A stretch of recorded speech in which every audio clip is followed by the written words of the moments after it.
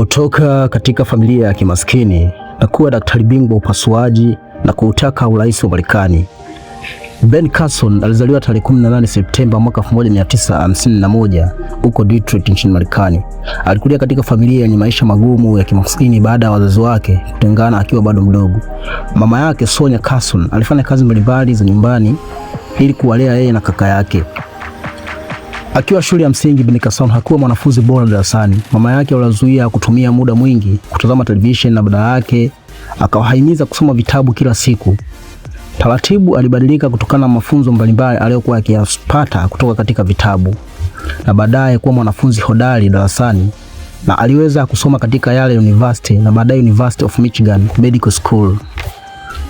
Safari ya kuwa daktari bingwa. Baada ya kuhitimu daktari, Ben Carson alibobea katika upasuaji wa ubongo katika John Hopkins Hospital mwaka 1987 na alijipatia sifa duniani kwa kuongoza upasuaji uliofanikiwa kuwatenganisha mapacha walioungana kichwani, mafanikio yaliyomweka miongoni mwa madaktari mashuhuri duniani, kwani haikuwa ni rahisi na haikuaminika kama ingewezekana kufanyika upasuaji wa namna hii. Na baadaye Ben Carson aliandika kitabu cha Gifted Hand kilichokuwa kikielezea historia ya maisha yake aliyoyapitia mpaka kufikia kuwa daktari bingwa upasuaji.